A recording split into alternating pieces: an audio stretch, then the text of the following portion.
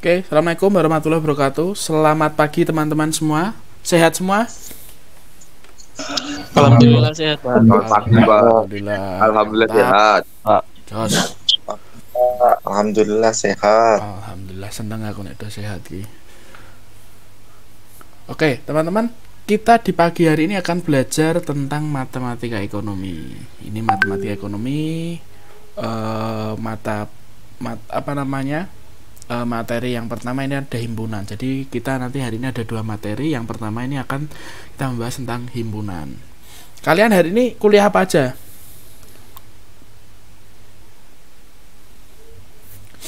Nanti sama Bu Indah, Pak. Sama Bu Indah, oke. Nah, kita akan masuk tentang konsep himpunan. Nah, yang pertama itu konsep dari himpunan itu adalah kumpulan hewan berkaki empat. Itu termasuk sebuah himpunan. Karena apa? Karena kita sudah tahu spesifik hewan yang berkaki empat itu ada apa saja. Itu bisa kita kelompokkan menjadi satu. Dan kumpulan warna lampu lalu lintas. Warna lampu lalu lintas ada warna apa aja?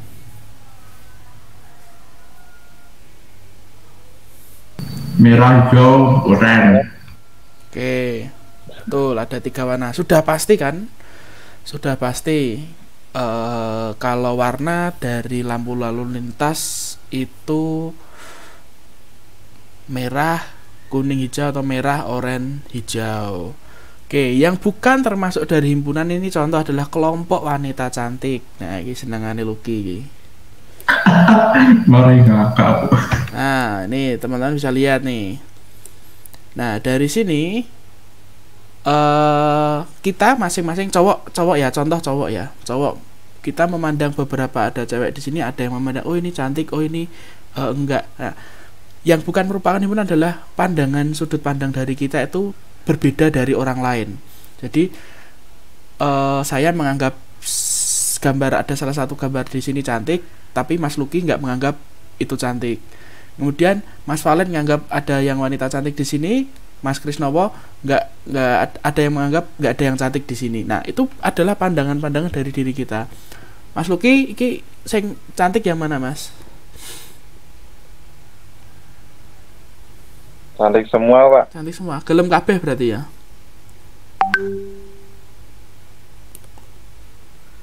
Satu baik. Satu aja. Tenane. Sopo? Cantik, Pak. Mbak Adel.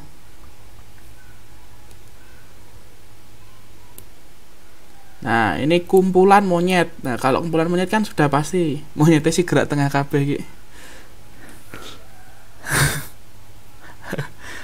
Kumpulan monyet ini kan sudah pasti ada beberapa monyet dalam satu frame di sini. Oke, dari konsep himpunan sudah paham semua? Jadi kalau himpunan itu kita sudah pasti hitungannya atau angkanya kita sudah pasti. Gitu ya. Nah, kemudian notasi dan anggota himpunan. Himpunan sendiri itu diberi nama atau dilambangkan dengan huruf besar atau kapital A, B, C, D, dan lain-lain. Itu himpunan itu sendiri. Anggota himpunan itu dilambangkan dengan huruf kecil, A kecil, B kecil, C kecil, D kecil, dan sampai seterusnya. Jadi himpunan itu dilambangkan dengan huruf kapital atau huruf besar. Sedangkan anggota himpunan itu dilambangkan dengan huruf kecil. Oke. Nah, ini ada beberapa lambang yang bisa diterapkan atau yang bisa digunakan dalam himpunan. Itu kalau ada yang kayak E, kayak bentuk E itu yang dinamakan anggota. Jadi yang A kecil, B kecil, C kecil, D kecil itu yang dinamakan anggota. Nah, kemudian kalau C, kayak C itu adalah himpunan bagian. Jadi himpunan dari bagian salah satu himpunan lain, atau bisa dilambangkan kayak C gitu. Kemudian ada juga sama dengan, jadi mungkin himpunan A sama dengan himpunan B itu sama, isinya sama, anggotanya itu sama. Nah, seperti itu. Nah, kemudian ini contoh P itu ini yang kayak logo apa tadi? Logo anggota ya. Nah, betul. P itu anggota dari A. Berarti P merupakan sebuah anggota dari himpunan A. Kemudian ini yang kayak C. Kayak C itu adalah himpunan bagian. Nah, ini contoh A merupakan himpunan bagian dari B. Jadi A ini adalah ada beberapa anggota A ini dari bagian himpunan B. Nah, jika A sama dengan B, itu berarti bahwa himpunan A sama dengan himpunan B, yaitu jika dan hanya jika A itu merupakan himpunan dari B serta B merupakan himpunan dari A. Jadi sama-sama nih anggota dari himpunan A dan anggota himpunan B itu anggotanya sama. Contoh, A ini anggotanya Mas Luki, Mbak Ayu, Mas Kukuh. Kemudian si B ini anggotanya Mas Kukuh, Mbak Ayu, Mas Luki. Nah, itu adalah sama-sama. Jadi himpunannya sama, anggotanya sama, hanya kelompoknya yang berbeda. Paham ya? Nah, kemudian ini adalah notasi negatifnya. P bukan merupakan anggota dari himpunan A. Jadi contoh, A ini anggota himpunannya ada RST, kemudian P itu anggotanya adalah PQA. Nah, seperti itu. Jadi P itu merupakan bukan himpunan dari A. Kemudian yang nomor 2, himpunan A bukan merupakan himpunan bagian dari B. Jadi tidak ada satu himpunan pun yang pada bagian B. Nah, kalau yang pertidaksamaan, kemudian A tidak sama dengan B bawah, berarti himpunan A tidak sama dengan himpunan B.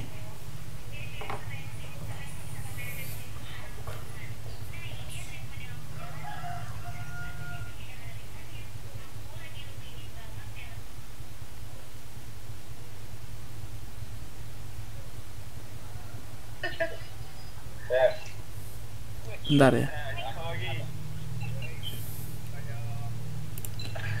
Kayak ngajar Om.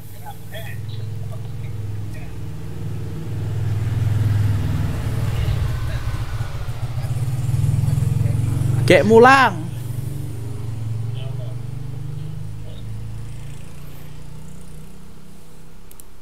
Oke, sorry ada gangguan. Nah, ini adalah contoh penyajian dari himpunan. A itu sama dengan anggotanya. Kalau anggota himpunan itu diapit dengan kurung kurawal. Jadi kayak kurung ning sing melenuk-melenuk, sing ono apa jenenge? Cucuke ono apa nih jenenge?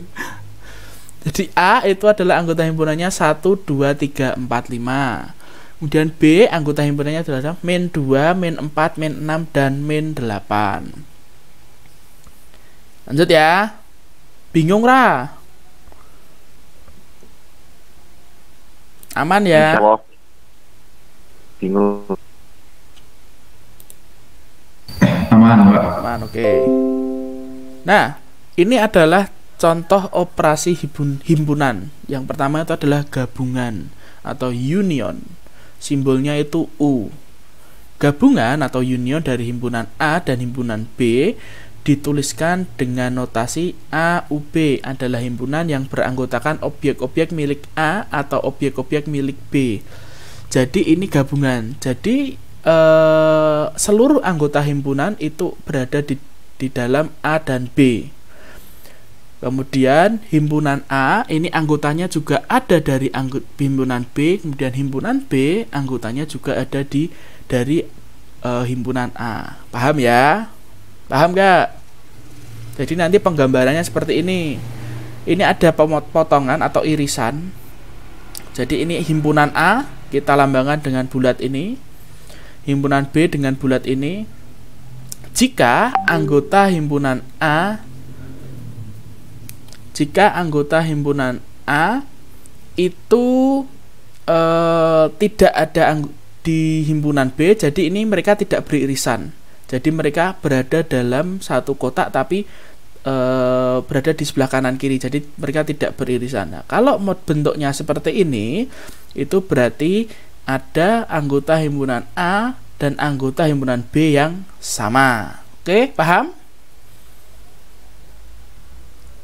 Jadi nek gandengan, gandengan berarti cara-cara ngomong pacaran, kalau ada gandengan berarti kan ada kesamaan persepsi, ada kesamaan hati. Bener nggak Mbak Adel? Tinggal turu. Bener, Pak. Oh bener. Nah contohnya kayak gitu. A dan B ini mereka bisa bersatu.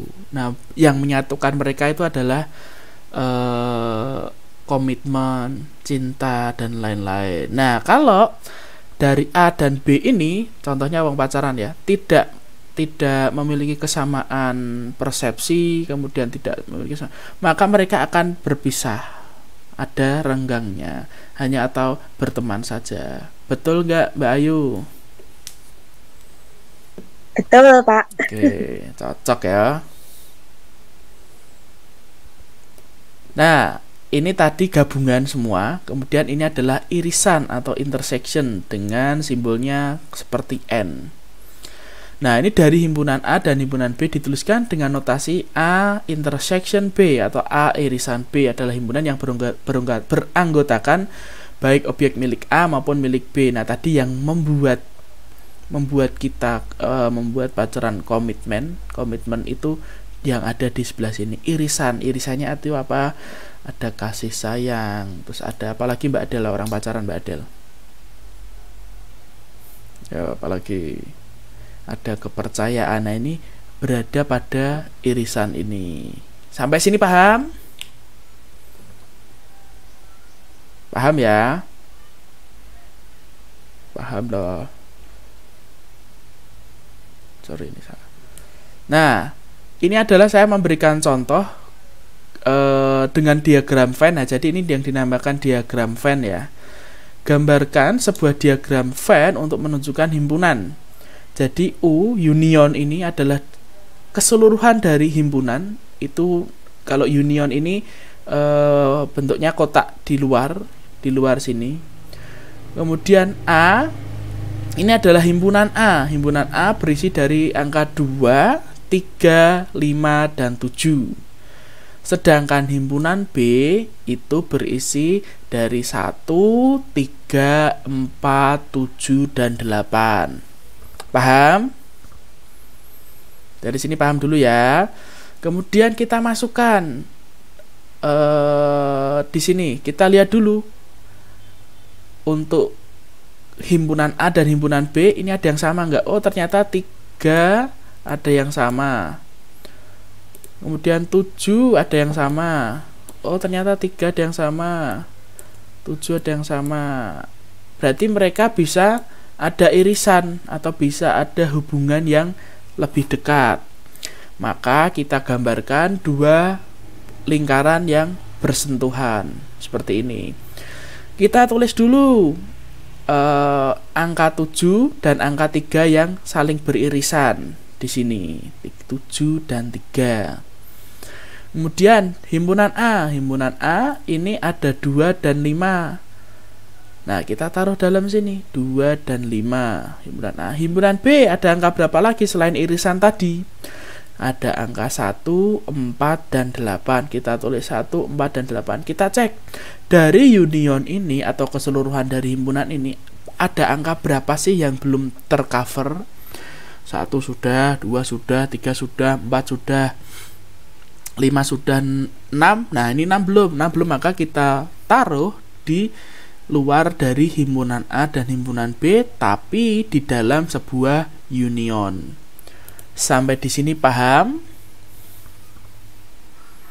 Paham. Oke, paham ya. Ini berangkat semua ya. Wes mantep, keren. Seneng aku nek do mangkat kabeh iki. Tertib. Nah, soal. Sekarang teman-teman ambil kertas, kamu sama bolpen, apa spidol, apa pensil terserah. Teman-teman buat diagram Venn seperti tadi. Ini seperti ini dengan soal yang ini. Unionnya itu 7, 8, 9, 10, 11, 12. Kemudian himpunan A 8, 9, 10. Himpunan B 9, 10, 7. Silakan saya kasih waktu 10 menit untuk mengerjakan nanti minta tolong kameranya dinyalakan, ditunjukkan di kamera ya. Oke, silakan mengerjakan. Contohnya ini.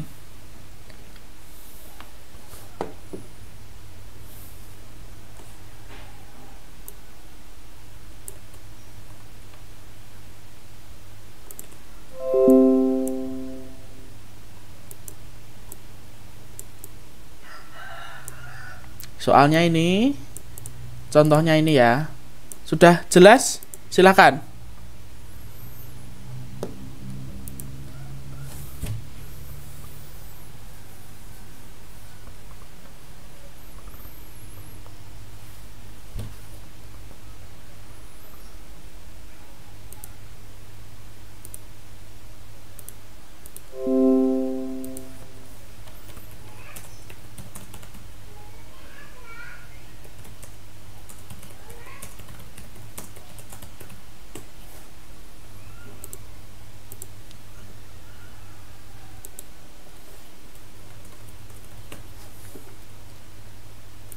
Yang sudah siap bisa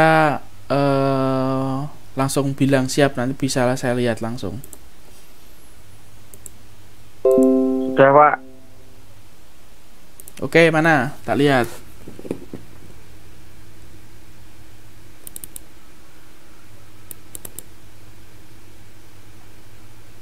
Tidak kene, Bro.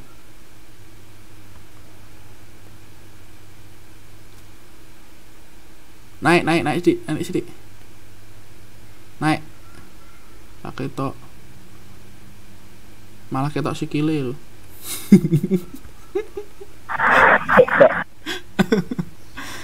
Oke, gini wae, di foto itu disimpan dulu, di foto nanti dijaprikan ke saya. Atau di grup aja nanti. Di foto nanti di grup. Di grup ya, oke ya, clear ya. Oke, nanti teman-teman foto kemudian dimasukkan ke grup. Penak wae tugasnya rasa angel ya.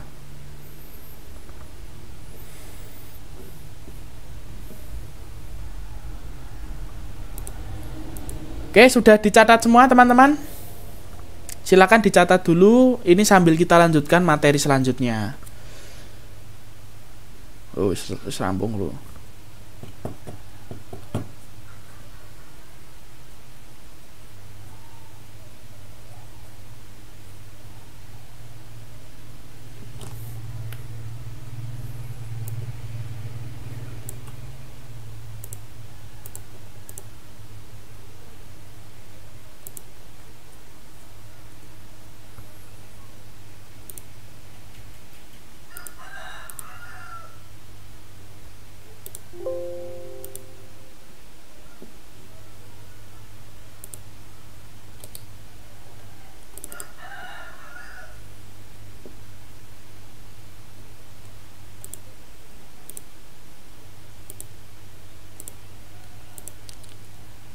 Oke, materi himpunan teman-teman sudah paham atau ada yang mau ditanyakan? Yang tadi himpunan. Kalau tidak ada yang ditanyakan, kita lanjut ke materi deret. Deret. Ada yang mau ditanyakan atau belum?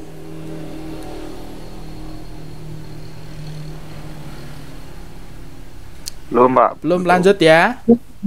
Oke, kita lanjut materi selanjutnya yaitu deret. Nah, deret adalah sebuah rangkaian bilangan yang tersusun secara teratur dan memenuhi kaidah-kaidah tertentu. Bilangan-bilangan yang merupakan unsur dan pembentukan sebuah deret dinamakan suku. Jadi ada sebuah deret, ada beberapa angka. Nah, angka-angka masing-masing angka ini yang dinamakan itu adalah suku, dinamai sebuah suku. Nah, deret hitung, kita akan belajar pertama deret hitung. Deret hitung adalah deret yang perubahan suku-sukunya berdasarkan penjumlahan terhadap sebuah bilangan tertentu. Bilangan yang membedakan suku-suku dari deret hitung ini dinamakan pembeda, yaitu selisih antara nilai dua suku yang berurutan. Contoh, ini ada sebuah deret deret hitung sukunya itu ada 5, 10, 15, 20, 25, 30. Di setiap sukunya itu ada selisih 5, berarti itu yang dinamakan pembedanya itu 5. Contoh 2 itu ada 50, 100, 150, dan 20. Selisihnya itu 50, berarti pembedanya itu 50. Contoh ketiga, 3, 6, 9, 12, 15, 18, 21. Itu selisihnya itu 3, berarti pembedanya itu 3. Sampai di sini paham, teman-teman? Deret hitung, paham ya? Deret hitung itu angka yang berurutan, kemudian pembedanya itu sama. Kalau deret hitung, ini nanti angka sampai suku-suku selanjutnya itu sama. Berarti di atas 30 itu ada 35, 40, 45, 50, dan seterusnya. Gitu ya. Seneng aku nek do pinter-pinter ini. Ya, Pak. Nah, ini kita membahas tentang suku ke N dari deret hitung. Jadi, di sini kita akan melihat contoh ya. Contoh ini. Ini kan suku 1, 2, 3, 4, 5, 6. Kemudian kita pengen tahu suku ke-10-nya itu berapa sih tanpa harus ngitung satu-satu. Nah, kita menggunakan rumus ini. Jadi SN atau suku ke N, suku ke berapa yang kita ingin kita ingin ketahui, itu rumusnya adalah A itu suku pertama atau S1, contohnya ini ya 5, kemudian plus kurung buka N itu kita mau cari suku ke berapa, contoh suku ke 10, berarti ini 10 min 1 berarti 9 dikalikan B itu pembedanya berapa, pembedanya tadi 5, maka dikalikan 5, berarti suku ke 10 dari deret hitung ini itu berarti A itu tadi suku pertamanya itu 5 plus N-1 itu 10 kurangi 1 9 kali B pembeda 9 kali 5 berapa?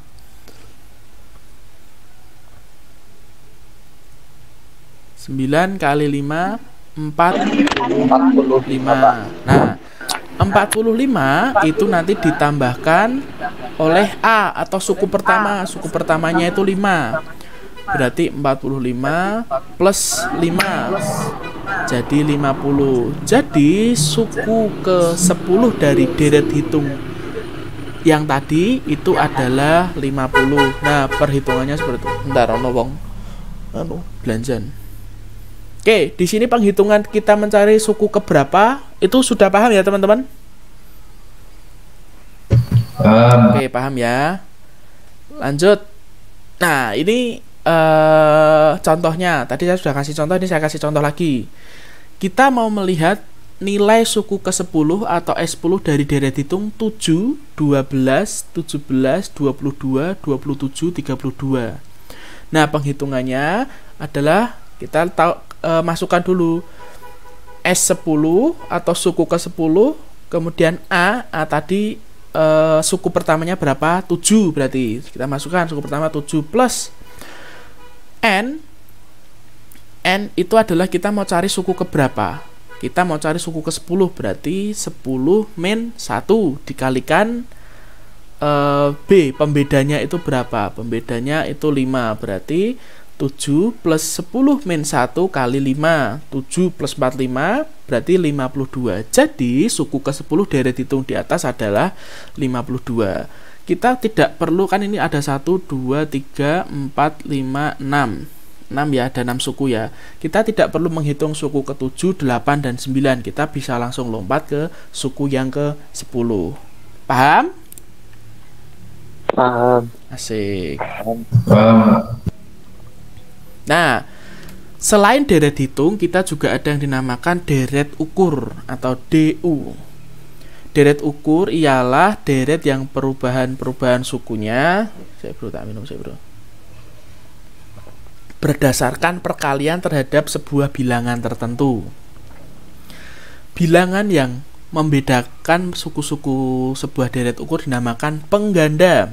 Kalau deret hitung tadi apa?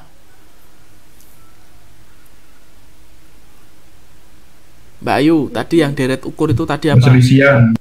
Malah perselisihan, gelut no bro. Apa tadi ayo? Kalau deret hitung tadi apa? Pembeda, betul, pembeda. Bukan perselisihan ya Mas Valen ya. Koyo gelut aja. Gila. Gelut aja. Jadi kalau deret hitung itu pembeda. Sedangkan kalau deret ukur itu adalah pengganda. Contoh, ini ada deret ukur yang sukunya 10, 20, 40, 80, 160, 320. Penggandanya itu 2, jadi 10 kali 2, 40, 20 kali 2, 40, 40 kali 2, 80, 80 kali 2, 160, dan seterusnya. Kemudian contoh kedua, ini ada deret ukur 512, 256, 128, 64, 32. Nah ini penggandanya itu berapa? Penggandanya itu setengah, berarti 512 dikali setengah 256. 256 dikali setengah 128 sampai seterusnya. Aduh, sekian. Contoh yang ketiga, ini ada 2, 8, 32, 128, 512 dan seterusnya. Ini adalah penggandanya 4. Jadi kalau deret hitung itu menambahkan atau penambahan, kalau deret ukur itu pengalian. Oke. Nah, ini kita mau melihat seperti tadi suku keberapa dari deret ukur tersebut. Kita bisa melihat tanpa harus menghitung satu-satu. Rumus perhitungannya adalah SN atau suku keberapa, suku ke N sama dengan A, suku pertama dikalikan pengganda, kemudian dipangkatkan dengan N-1. Nah ini contoh, kita mau melihat suku ke-10 dari deret ukur 5, 10, 20, 40, 80, 160. Suku ke-10 nya itu berapa sih? Kita masukkan sekarang. S10 atau suku ke-10 itu dari A itu adalah suku pertama, kemudian pengganda dipangkatkan N-1, berarti 2 dipangkatkan 10 min 1. 2 pangkat 9 itu 512. Jadi 5 dikali 512, suku ke-10 dari deret ukur di atas adalah 2560. Sampai di sini paham, teman-teman? Paham ya? Paham, oke, Pak. Mantap.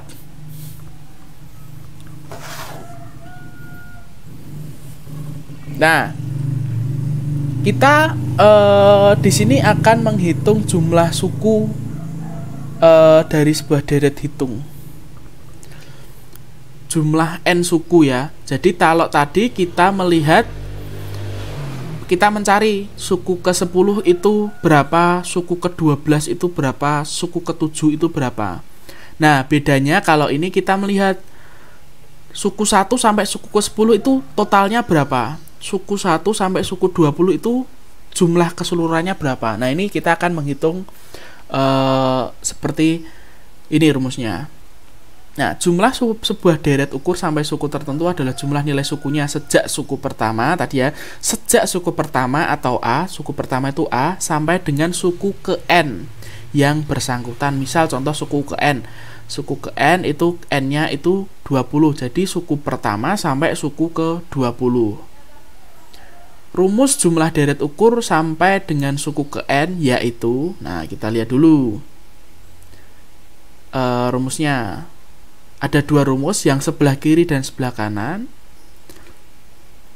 Ini JN itu jumlah suku ke N. Bentar. Kita cek deh.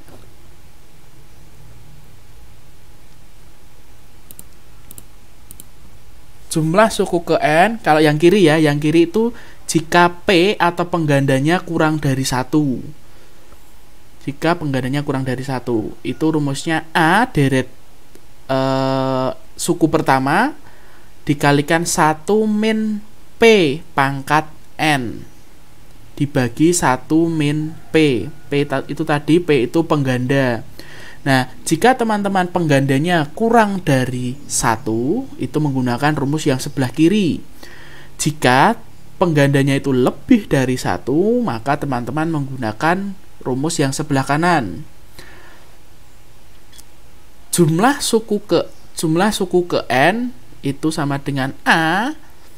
A itu suku pertama, ini dikalikan P pengganda pangkat N. Ini dipangkatkan dulu baru dikurangi 1 ya.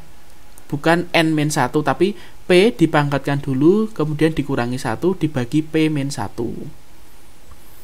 Nah, seperti itu. Saya sekarang mau tanya, kenapa kok P pengganda itu kok lebih dari 1 atau kurang dari 1? Kok nggak ada yang 1, kenapa ya?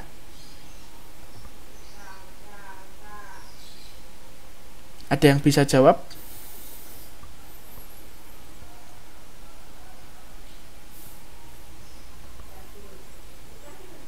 Ada yang bisa jawab? Kenapa kok penggandanya harus kurang dari 1 atau harus lebih dari 1?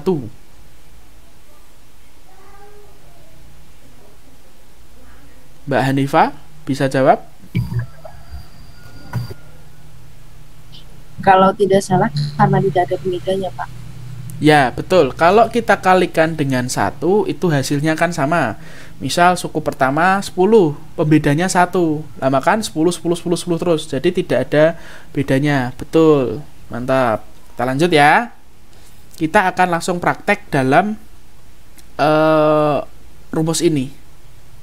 Nah, kita melihat kita harus bisa menjumlahkan suku dari deret hitung 7, 21, 63, 189, 267, 1701. Diketahui n-nya, kita akan menghitung dari jumlah 10 suku. Jadi kita akan menghitung 10 suku ke 1 sampai suku ke 10 kita akan hitung. P itu apa tadi?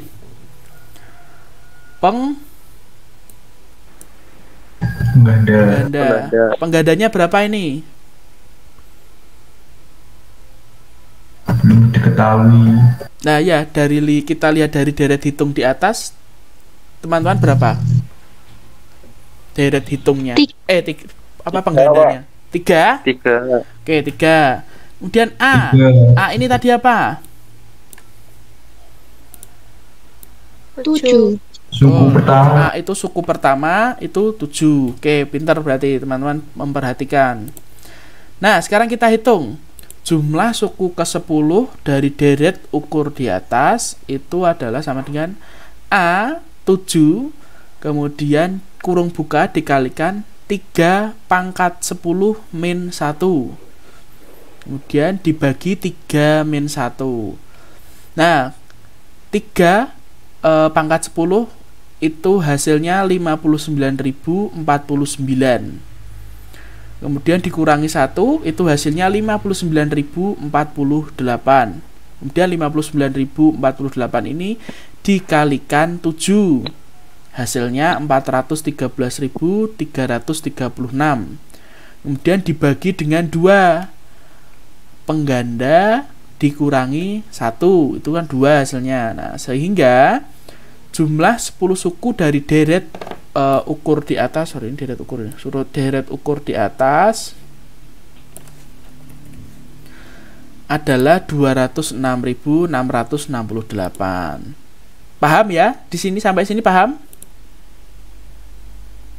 Atau bingung cara memasukkan rumusnya? Gampang sih.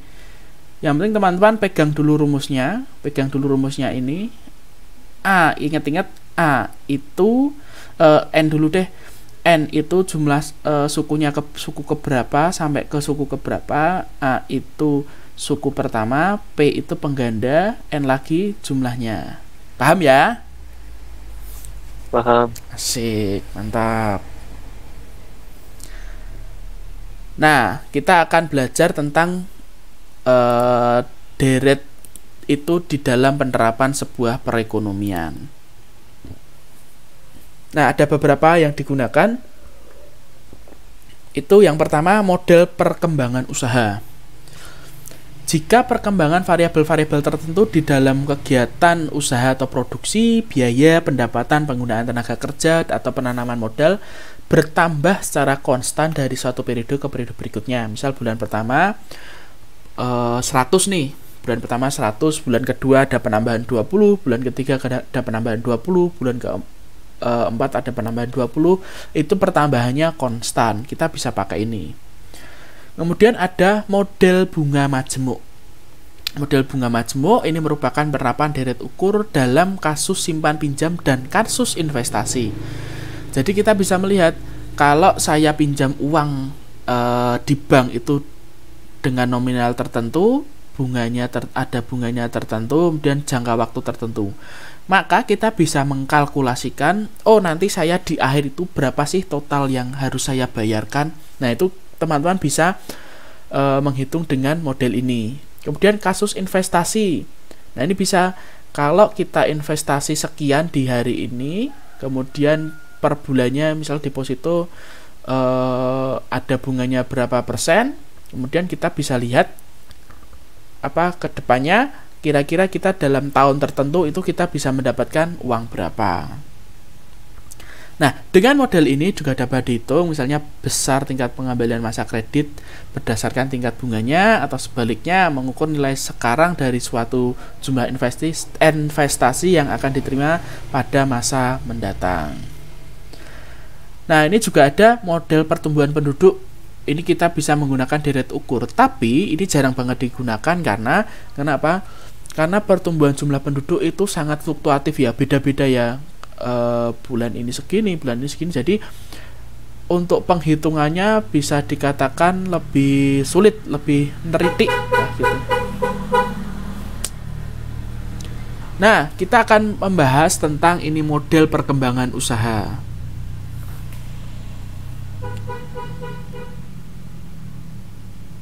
Kita bisa lihat di sini. Sebuah perusahaan jamu Roso menghasilkan 3.000 bungkus jamu pada bulan pertama pada saat produksi.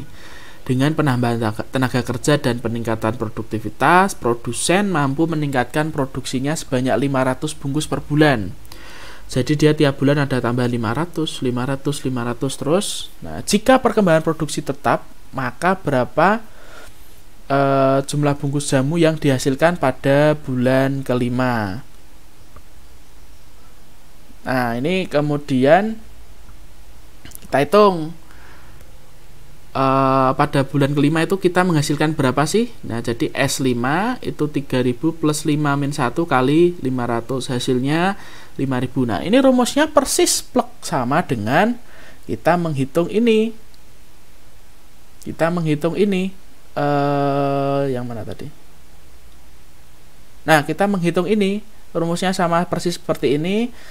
Kita menghitung ada berapa jumlah dari produksi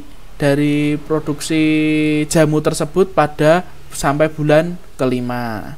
Paham teman-teman? Jadi penerapannya sama, angka-angka yang kita masukkan sama, hanya saja kalau jumlah produksi kan angka yang dimasukkan lebih besar, tapi rumusnya sama. Oke, paham teman-teman?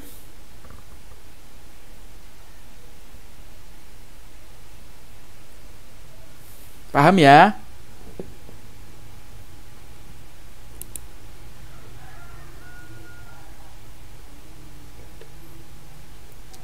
Mbak Hayu.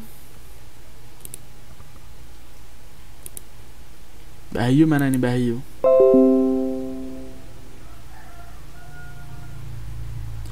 Mbak Hayu.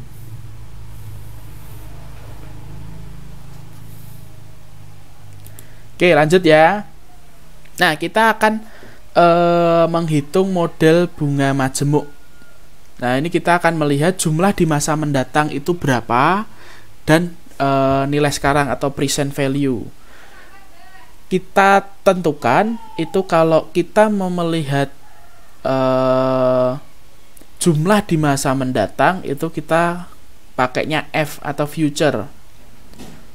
Sedangkan kalau masa lampau, kita melihat dengan masa lampau itu kita pakainya P atau present atau masa sekarang, bisa diartikan seperti itu. Nah, kita akan melihat dulu jumlah di masa datang dari jumlah dari sekarang. Itu rumusnya adalah Fn atau future tahun ke n atau periode ke n itu sama dengan P. P itu adalah jumlah sekarang itu berapa, kemudian dikalikan 1 plus I. I itu apa? I itu tingkat bunga per tahun. Tingkat bunga per tahunnya itu berapa sih? Nah, tingkat bunga per tahun itu ada I, kemudian dipangkatkan dengan jumlah tahun. Nah, itu nanti kita bisa melihat hasilnya berapa. Kemudian, kita tentang present value atau nilai sekarang dari jumlah uang tertentu di masa mendatang. Nah, kita lihat, kita mau melihat present value atau uang yang kita bawa sekarang dari perkiraan jumlah investasi yang kita butuhkan. Contoh, saya ke depan pengen investasi, pengen mendapatkan keuntungan 7 juta. Nah, jadi dengan 7 juta itu saya perlu invest berapa sih? Nah, ringkasnya seperti itu. Nah, ini rumusnya adalah P atau present sama dengan 1 per 1 plus I atau tingkat bunga per tahun dipangkatkan N, kemudian dikalikan future atau jumlah di masa mendatang.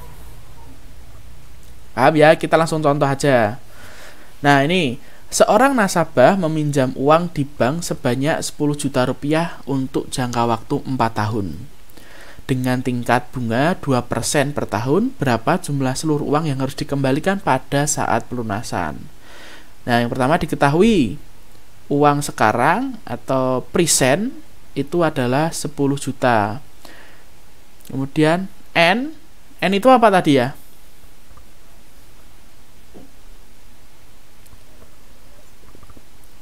Jumlah tahun, Pak. Jumlah tahun, betul. N itu jumlah tahun kita jangka waktu peminjaman uang itu ada 4 tahun. Kemudian I, interest, itu adalah bunga. Bunganya itu 2%. 2% kalau dibuat angka biasa itu 0,02. Kalau 100% itu 1, kalau 10% itu 0,1, kalau 1% itu 0,01. Diingat-ingat ya, tinggal dikalikan atau dibagi 100. Nah, penyelesaiannya future atau apa? Pengembalian pada tahun keempat itu adalah presentnya berapa? 10 juta. Kemudian 1 plus interest atau bunga 2%, 1 plus 0,02 dipangkatkan 4 atau dipangkatkan N-nya. Nah, hasilnya 1,02 pangkat 4 itu adalah 1,0824. Nah, kemudian tinggal dikalikan 10 juta dikali 1,024 sehingga nanti 4 tahun lagi saya harus mengembalikan uang yang saya pinjam 10 juta itu saya harus mengembalikan 10.824.321 rupiah. Sampai di sini paham? Paham ya? Oke, lanjut. Nah, ini kalau kita mau melihat ke depan. Nah, ini seorang mahasiswa, tabungan seorang mahasiswa akan menjadi sebesar 532.300 3 tahun yang akan datang. Jika tingkat bunga bank berlaku 10% per tahun, berapa tabungan mahasiswa pada saat sekarang? Nah, ini kita lihat berarti 3 tahun ke depan tabungan seseorang itu akan bertambah menjadi 532.300. Berarti saat ini saya harus nabung berapa sih untuk bisa mendapatkan nominal tersebut? Nah, ini Future, kita lihat dulu future-nya itu 532.400 future-nya. Kemudian N-nya atau total tahun tabungannya itu 3 tahun, kemudian interestnya atau bunganya itu 10% dalam 1 tahun atau 0,1. Nah, ini kita masukkan P 1/1 plus interest dipangkatkan N dikalikan F. Nah, ini 1/1 plus 0,1 pangkat 3 dikalikan 532.400. Nah, hasilnya itu adalah 400.000. Jadi, seorang mahasiswa menabung 400.000 sekarang ini dengan tingkat bunga bank itu 10% per tahun, maka di tahun ketiga mereka akan mendapatkan tabungan sebesar 532.300. Sampai di sini paham? Udah selesai. Ada yang mau ditanyakan? Saya, Pak. Monggo, Mbak. Itu tuh deret hitung sama deret ukur itu ndak ya aritmatika sama geometri, Pak? Aritmatika dan geometrik. Maksudnya gimana, Mbak? Kan Ini dulu. deret hitung ndak aritmatika? Jadi, piye, Mbak? Saya bingung, Mbak. Kan tadi kan tadi tulisannya deret hitung sama deret ukur. Itu ndak ya sama aritmatika sama geometri, maksudnya barisan kata itu toh? Sama, Pak. Sama. Jadi ada penambahan ya, ada penambahan dari setiap sukunya. Jadi kan setiap suku ada penambahan tertentu dan dipisahkan dengan tanda koma kan? Sama, Mbak. Iya, makasih, Pak. Oke. Jadi ada selisih yang sama di antara setiap sukunya. Seperti itu. Mas Bagas, tadi udah mau ditanyakan? Belum, Mbak. Oke. Ada yang mau ditanyakan, teman-teman?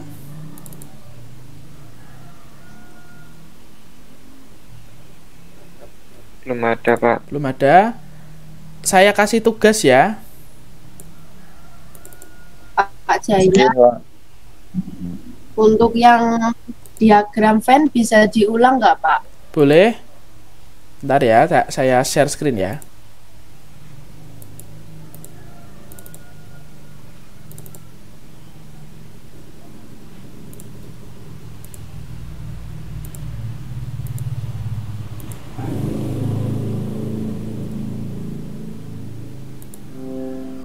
Oke, udah kelihatan ya? Diagram Venn. Nah, ini ya, Mbak ya.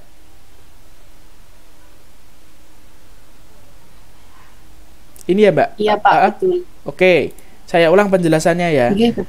Jadi, diagram Venn ini terdiri dari 3 himpunan. Yang pertama ada union. Union ini yang akan mereka istilahnya menaungi semua dari himpunan A dan himpunan B. Nah, kemudian ini kita sudah ada di sini. Kita lihat dulu perhimpunan A dan himpunan B. Kita lihat himpunan A dan himpunan B ini apakah mereka ada suku yang sama? Suku ya, bener ya, kalau tadi apa? Saya lupa. Ada anggota, sorry, ke bawah deret tadi. Ada anggota. Apakah di dalam sebuah himpunan A dan B ini adakah anggota yang sama? Kita lihat dulu. Di himpunan A itu ada 2, 3, 5, 7. Himpunan B ada 1, 3, 4, 7, dan 8. Nah, dari himpunan ini kita lihat ada yang sama, yaitu 3 dan 7. Maka bentuk dari diagram Venn ini itu ada irisan. Ada irisan. Nah, irisan di antara A dan B ini adalah 3 dan 7 karena mereka sama-sama memiliki anggota yang sama. Kemudian selain anggota yang sama ini, si himpunan A ini masih ada nggak sih anggotanya? Oh, masih ada anggotanya, masih ada 2 dan 5. 2 dan 5 ini kita masukkan ke sini, 2 dan 5. Kemudian himpunan B itu ada 1, 4 dan 8, itu kita masukkan di sini, di perutnya ini. Ini tangannya saling bergandengan. Kemudian kita masukkan ke sini. Nah, setelah kita lihat sudah masuk semua nih. Kemudian kita lihat cek unionnya atau keseluruhan ini, ada nggak sih angka-angka yang belum masuk ke dalam himpunan A dan himpunan B ini. Oh, ternyata masih ada 6, angka 6. Nah, angka 6 ini dimasukkan di luar himpunan A dan himpunan B, tetapi masih di dalam unionnya. Seperti itu Mbak Anifa? Sudah paham? Iya Pak, sampun paham. Oke. Sampun. Terima kasih Pak Siaga. Sami-sami. Ada yang mau ditanyakan lagi, teman-teman?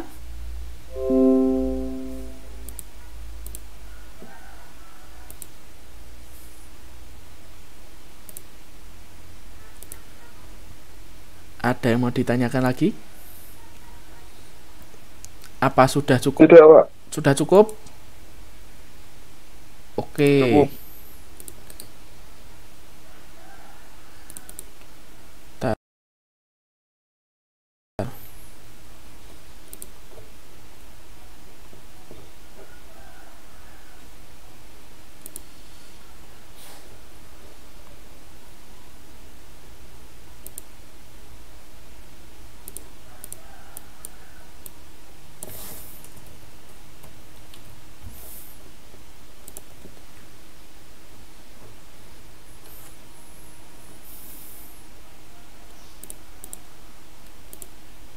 Tugasnya saya share di grup ya.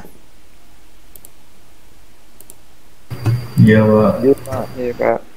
Waktu pengerjakannya 1 minggu dikumpulkan. Nah, ini sudah ada di sini sih. Sudah lengkap semua. Sudah saya share di grup. Bentar, tapi sinyalnya nggak ada. Oke, nggak ada yang mau ditanyakan lagi teman-teman. Sudah cukup pertemuan hari ini.